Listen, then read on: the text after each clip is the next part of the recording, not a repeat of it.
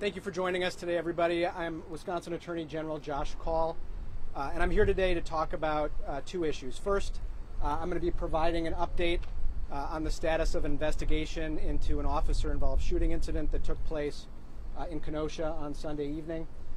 And then secondly, I'm also going to comment on some recent events that have taken place in Kenosha. So first, we're going to be providing some updated information about some of the basic facts that have been learned so far in the investigation. We are able to do that at this point because this is an ongoing investigation, and some of the interviews of material witnesses have now been conducted.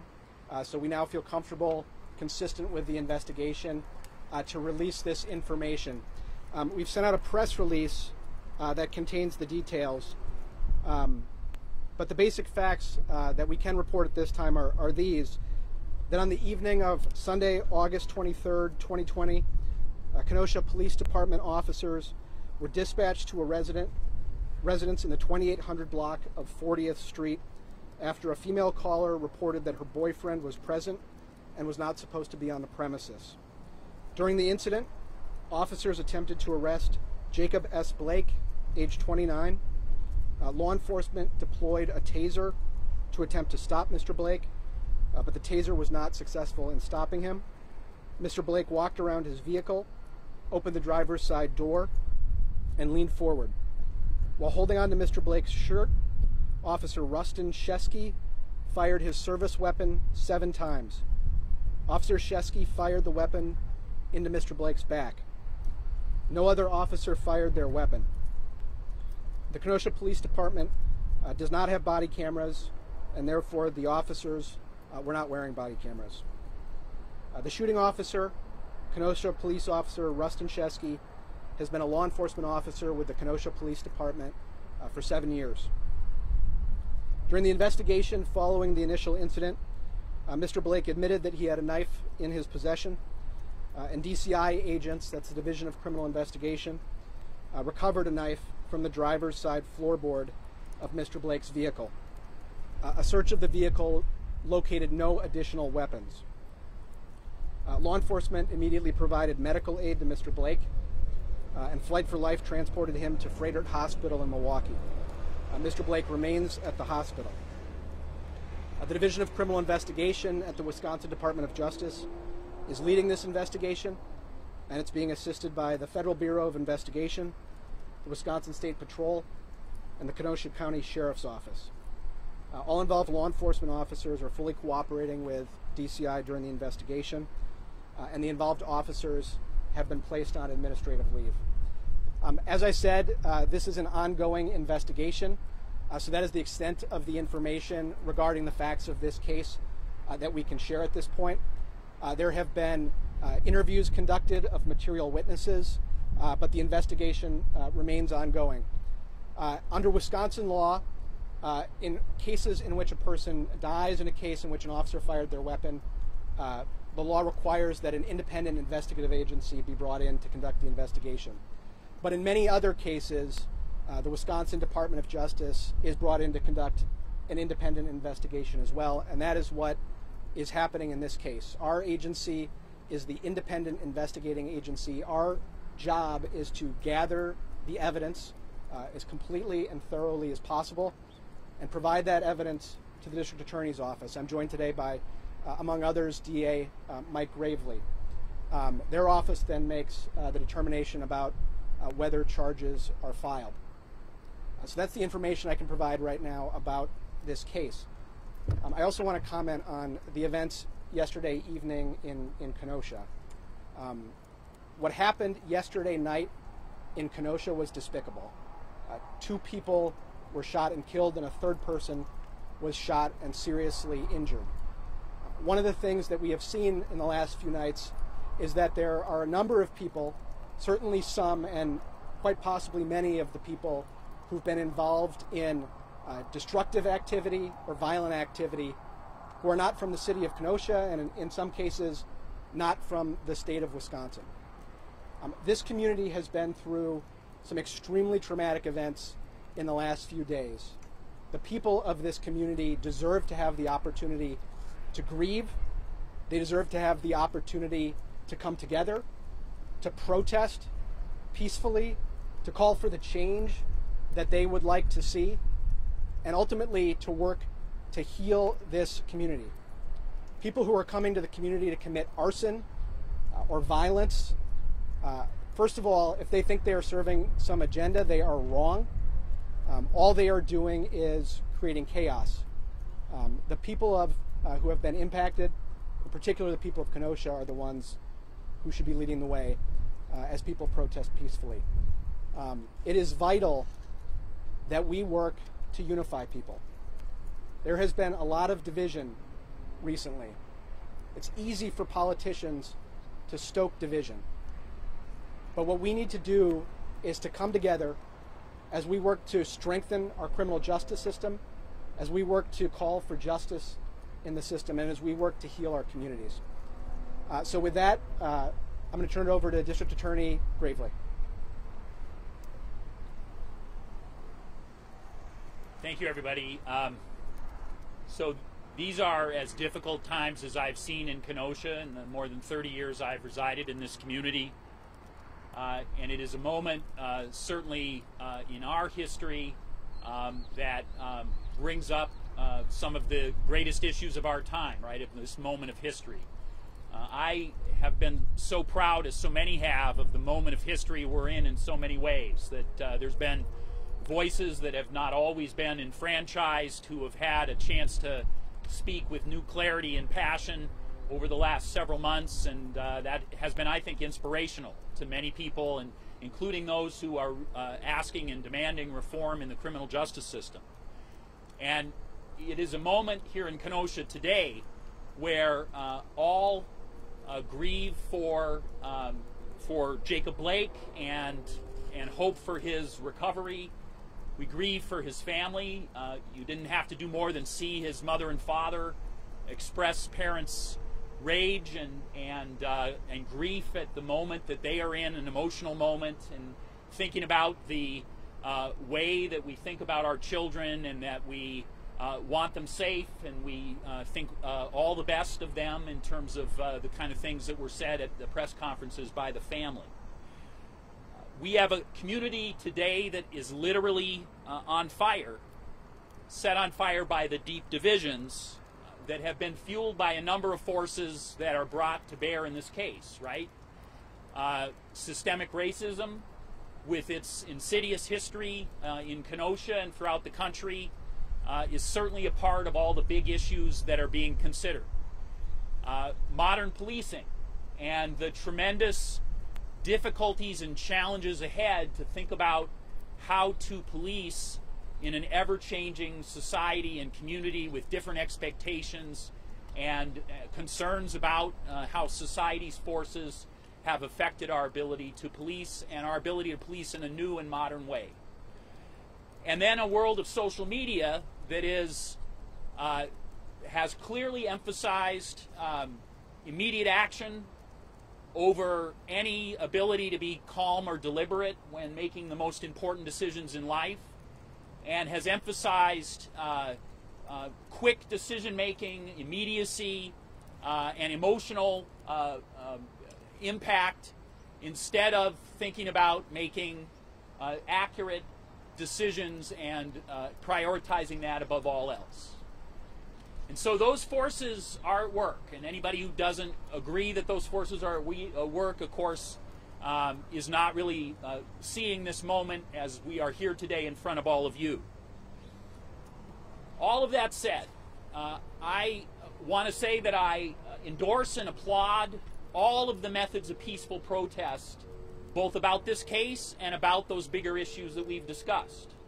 You know, I think it is gratifying to see folks like the Milwaukee Bucks, for instance, say that what they know about this case and the bigger issues it reflects are things that they felt so strongly about that they decided to make a dramatic statement in terms of boycotting play. Those kind of things are important, and they add to the debate. And the only thing I ask is that we understand that the destruction of property and that the violence that has too often occurred in this community over the last couple days does a disservice to this moment in history and does a dramatic disservice to an ability for there to be a profound and complicated and absolutely necessary conversation. Okay, now I've said all that and I've tried to talk in broad strokes, but I need to let you know specifically what the role of a prosecutor is in this particular moment in reviewing this case. So the statute in Wisconsin demands, quite appropriately, that an independent investigative agency do all of the investigative work in this case. And so the individuals who are involved directly, who fired the shot, the particular police officer is a Kenosha Police Department officer. So the department that is investigating, as you know, is through the Department of Justice here in Wisconsin. So that is an agency that has no direct connection to the Kenosha Police Department, and they are conducting that investigation in full. When they complete that investigation, it's turned over, again by statute, by law, to the local district attorney's office. And that will be our office. And we have, by law, a very narrow task in the enormity of the big issues I talked about. We are asked to review that independently garnered evidence, and we are asked, are there any crimes that a police officer has committed that can be proven to a jury beyond a reasonable doubt? So I need to let you know now, and the community know, that is the only question that the Kenosha District Attorney's Office will answer. All of the bigger issues that are so important will not be issues that will be that will not be definitively decided by Kenosha's District Attorney's Office. We will only decide whether any Kenosha police officer is going to be charged with a crime, and that can only occur if we believe that that crime can be proven beyond a reasonable doubt. So I hope that the public, and expect and want the public to get the best possible decision in that regard. And I believe the public deserves a decision that is based on reason and that is based on the most full and most accurate information that can be obtained. And so I hope all those who witnessed the events that we have seen on video, all those persons present and who have information, I hope they fully cooperate in this investigation, because that's the path to the truth. That's the path to real decision-making being able to occur in this case. And I ask for as much patience as our times allow, because again, if we value accuracy and we value real decision-making over a quick decision made in the most emotional moment, then we have to facilitate a full and complete investigation. And I know that the Department of Criminal Investigations, DCI, is doing all they can to accomplish that. And I want to be sure that the public has the maximum ability to be confident of this decision, and I've called on the U.S. Attorney's Office to conduct a parallel investigation. I've asked them to do the civil rights investigation that by law they are allowed to do and can do. I'm hoping it will happen at the same time. That gives the community a chance to heal quicker, because independent prosecuting agencies, the U.S. Attorney's Office and the DA's office, can both make independent decisions about whether crimes can be charged either in federal court or in state court. That means we don't have multiple decision points where there are new opportunities for people to be disappointed or enraged, or for there to be unrest that is about decisions that are being made. So I'm hoping our community can heal, and I'm calling on the U.S. Attorney's Office to do that.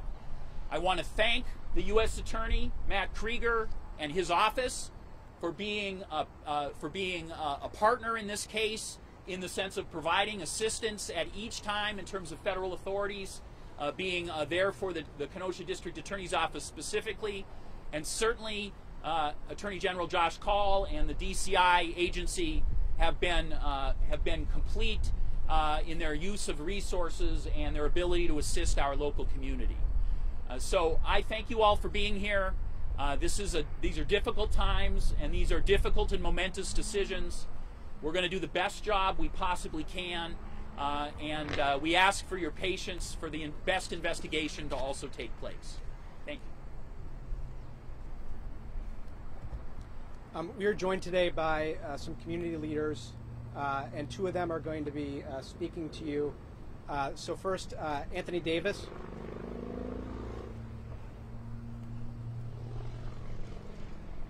Good evening. My name is Anthony Davis, local president of the NAACP here in Kenosha, and also a member of the Wisconsin State Conference, where we're being led by Wendell J.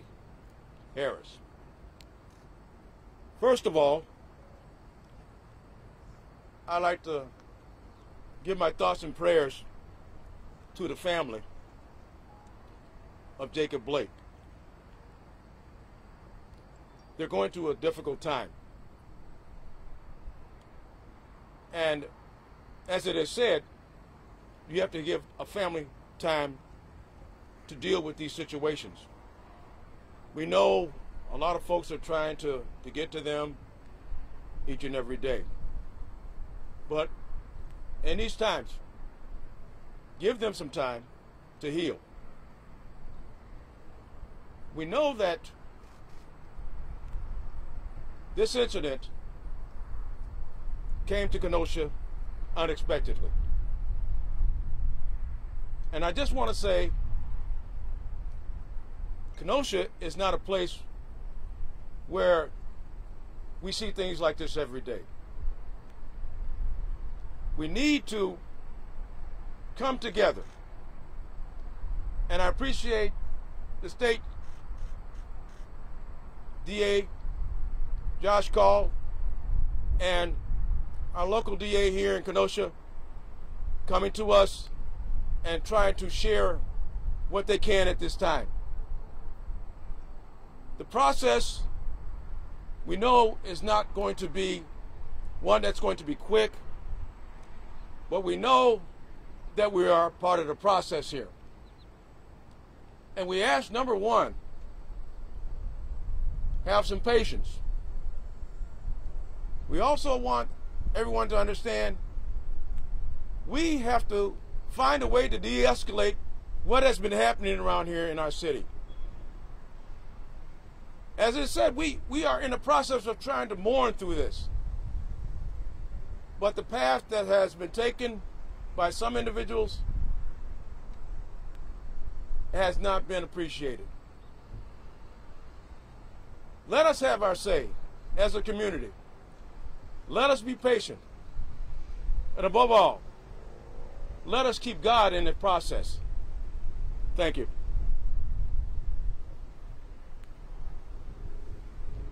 All right, next up we have James Hall.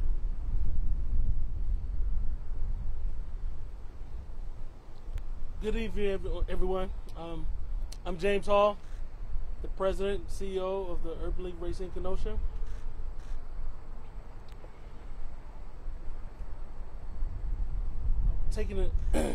This is very difficult for this community. First of all, I would like to say the Urban League Racing Kenosha send our condolences to the two young men that lost their lives last night, and our thoughts and prayers are with Jacob Blake. We ask that the protesters that are protesting please respect and obey the curfew that's being enforced so no one else get hurt. Please respect the curfew that exists.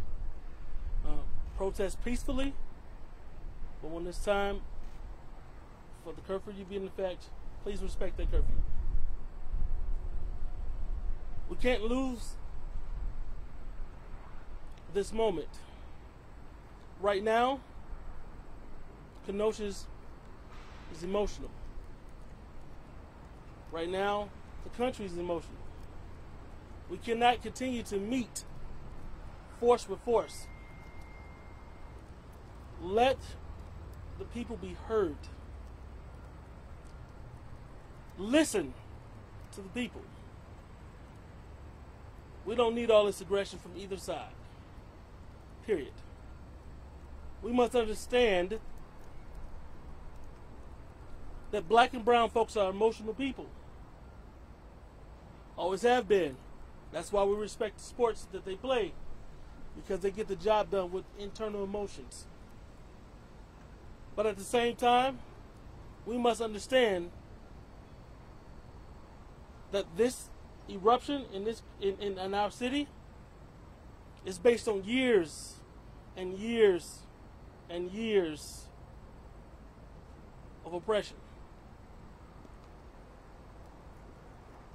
Years of oppression. What you see is a lot of pain, a lot of fear, and a lot of trauma. Both sides are scared of both sides because no one communicates to each other. We go to our subdivisions, we go to work, and we go to our subdivision, and we don't even engage anymore with each other. That has to change. The time is now for change. We need to improve our systems and our environments across the board.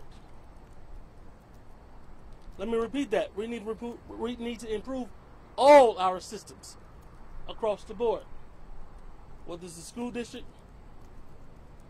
whether it's the police structure. I'm not going to even call it a system, I'm going to call it a structure. What is happening now? No one has an idea how to react because there's fear on both sides. Having armed people in our city, that's all right. We understand that. But those people with guns that are militia, that are engaging people, are not looking at them as people. They're looking at these individuals as, I need to protect my property. Think about this. The property can be rebuilt. The lives cannot be rebuilt. Once a life is taken or destroyed, it cannot be given back. There's a possibility that this young man would never walk again. Think about that. Imagine your son, your daughter, your relative experiencing trauma every day, pain every day, fear every single day. And this skin that I wear, and I carry myself well, I go through it every day, every single time a car pull up behind me that's a law enforcement agency. So I would like to bring this front and center. If you lived your life in trauma every day, how would you react? How would you feel? What would you do? The time is now for change. Let the community heal. Let them be emotional. Let them express themselves. But at the same time, when the expression is over, let's not end the work. Let's work with the communities. Let's work with the people in the community to start changing. Change is now. If Kenosha can make this change, the entire country will follow. Thank you.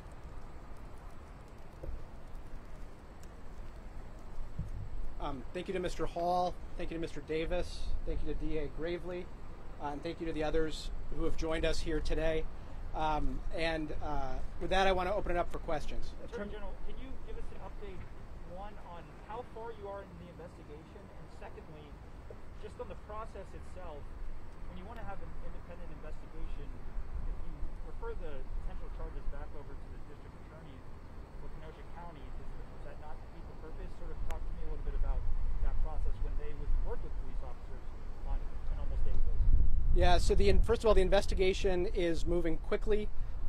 We have conducted interviews of some of the material witnesses in this case, and that's part of the reason we are able to provide the information that we provided today. But the investigation is still ongoing. What is critical from our perspective is that while we want to move as quickly as we can, that we do so consistently with a full and thorough investigation so that what comes at the end of this process is based on a full and thorough investigation. Have you interviewed the officer? Now, Wisconsin. Let me just finish the second part. Wisconsin law is set up so that there's an independent investigating agency, so that agencies don't investigate themselves. But under Wisconsin law, primary prosecutorial authority is with the district attorney. As DA Gravely mentioned, he has called for an outside prosecutorial review from the federal level as well. So we'll see what happens in that process. Have you interviewed the officer who shot Blake? I can't speak to the details about precisely who was interviewed. What I can say is that many of the material witness interviews have taken place, and that's why we can provide the information we are today. You mentioned that a knife was recovered, and Mr. Blake later admitted to having it. Was that knife ever observed by officers in that, in that tussle? Was he ever given commands to drop a knife? I can't provide any further information about those details. The information that we provided is based on information that we believe could be provided at this point because it's clear evidence, and because of the interviews that have taken place, we aren't concerned that it may impact subsequent interviews. Nearly half of Wisconsin's 20 biggest police departments don't have body cameras. If they're citing the cost, that's got to be a problem for smaller police departments. Is the Department of Justice doing anything to make body cameras more accessible? I believe that the legislature, first of all, I believe that agencies that are conducting activities like tactical activities and patrol activities should have body cameras. The challenge that a lot of agencies face, as you mentioned, is the cost. And so I think our legislature needs to step up and make sure that agencies have the funds they need to obtain body cameras for their officers. So even if potentially Mr. Gravely wanted to recuse his office from this case, he's legally not allowed to do that. His office would be the only one allowed to prosecute this case on the local level. Mr. Gravely, if he wanted to, could allow a special prosecutor to come in. That's a decision that his office could make. That happens sometimes when there are conflicts with district attorneys' offices. But generally speaking, in Wisconsin, the primary prosecutorial authority is with the DA. Why was Blake being taken? Saying that Mr. Blake was the boyfriend, not supposed to be on the premises, and he was being arrested for that? I was just describing the information that we had, and so we can't comment on any further information related to You're that. not able to say, if you was based on the release that you put out so far, you're not able to definitively say that the quote-unquote boyfriend was Jacob Blake in Chicago. But what I'm saying is we are not going to be providing further information beyond what's been provided so far about the details. So you can't tell us why. Initial incident, why was he tasered in the first place? Did he have the knife at that initial incident with officers, or did he have it later? Again, the information we've provided so far are straightforward facts that are, we believe, going to be undisputed, and so we're limiting the scope of what we're providing to that information. It's been a few years since there were revisions to the way that DOJ does these investigations. In your view, are there any other opportunities for improvement, and if so, what are those opportunities for the way these investigations are conducted by DOJ? Well, first, I think that having an independent investigative agency is a good policy, and I think, I'm biased because I'm at DOJ, but I like to think that DCI is the preeminent law enforcement agency in the state of Wisconsin. I'm sure there are other agencies that would dispute that, but having top-notch investigators who handle a lot of these cases and are expert in investigating them, I think is a good process. But are there any areas for improvement? Your release that Blake admitted that he had a knife after the initial incident. Was that the incident you're talking about with the taser? You told police officers he had a knife in his vehicle? As the release stated, he acknowledged that he had a knife in his possession at some point. You made it very clear that time is important. This is a big decision that you have to make. How cognizant are you, though, that the time that you are taking and what's happening right now in Kenosha, any impact that has?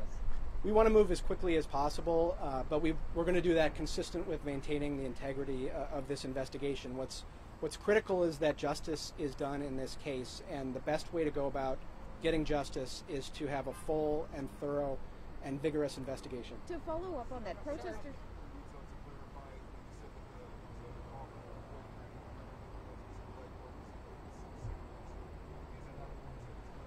We're providing the information that we can, but this is also a case that is part of a legal process, and there may be facts as this case proceeds that are in dispute or where it's not clear, and we're not going to be providing answers to questions that may later be the subject of dispute. And the officer that used the taser, are you able to say anything about that officer? Is that officer also part of the We will be identifying the other officers who are involved soon. We're going to continue providing information to the extent that we believe it's appropriate and consistent with protecting the integrity of the investigation. So the information regarding the other officers who were present will be provided, their identities. I don't want to comment on the specifics regarding that officer. What I certainly think it is important to emphasize is that there is an investigative process underway being conducted by an independent agency that is taking this investigation very seriously and that is committed to doing it thoroughly and fully. And I ask that people allow that process to play out so that there is justice in this case. Protesters often say. I can't comment on any facts beyond the scope of what we've talked about. But that would be a public personal matter, correct? Wouldn't that be personal yet any kind of disciplinary actions against me? To the extent that there's information in the public record, others can look to that. We provided some of the core information that, as I said, is essentially undisputed information. But do you look to that information as part of your investigation, prior discipline, past departments, history? Our investigators look into facts that the investigators on the ground determine are relevant to their investigation in assessing what the totality of the relevant circumstances are and that they believe will be helpful to the DA in making the charging decision in the case. And so I won't comment on the specifics of particular details, but that's the approach that they Can take. you comment on anything about the shooting or the suspect from the shooting last night? DA Gravely, do you wanna, the question was if you had any comment about the suspect from the shooting last night, or Can you provide any details, any insight? I can simply tell you that there will be some consideration of that case by the DA's office tomorrow. So the individuals in custody in Illinois and the Kenosha District Attorney's Office will have to make some determinations about at least preliminary decisions about charges or holding him by the end of the day tomorrow. And DA Gravely, actually, one more question for you. I'm having trouble hearing you. One more question for you, tied to what I was asking the Attorney General before. Are you able to just give some background on what a typical relationship is between the District Attorney's Office and the Police Department, and why you feel that your office can make the right decision and whether to prosecute based on your previous relationship? Well, of course, we make decisions that are difficult decisions every day about sets of facts that tie us. So I can tell you that our office has no sort of personal relationship with this officer. He's part of a police force that is several dozen people, and so there is no specific relationship with him that would be a close relationship. He's a patrol officer. He's not a detective who works intimately with us. He's not management where he would be at meetings with us in that way. So he's not a person who is, has a specific relationship with us more than any other officer would. And really the legislature has indicated that this is the appropriate way to proceed. I think, my guess is that the purpose there is that the local district attorney is the individual who should be the one who has to carry the weight of these kind of difficult decisions. But I'm aware that the public will have some of the concerns that you've expressed, and that's why I've asked the U.S. Attorney's Office, because they have absolutely no connection to this law enforcement officer. They're never going to have these officers for other cases. I'm having them do an independent determination. That'll be public. It will have no connection to my own, so there will be essentially a second opinion that'll be offered on slightly different laws, but still important opinion by a different prosecuting agency, so that if there are people with that specific concern, we'll have dealt with that directly. Mr. Gravely, your office brought charges against Jacob Blake as recently as July 6th, correct? We prepared a warrant for him, so I don't know the date of that warrant. Does that have anything to do with this case at all? Those charges? So I'm not going to try to add to the facts that have been provided by DCI. I'm trying to respect the investigating agency and let them be the ones who make decisions about what facts are available to you in that regard. Attorney General, on the Bucks, you had a conversation with the Bucks before they decided to boycott Game 5. Can you tell us what was? I had a conversation with them briefly. I was on the way here, and the reception was spotty, frankly, so we weren't able to have a lengthy conversation, but I had begun telling them just a little bit about how Wisconsin's process works.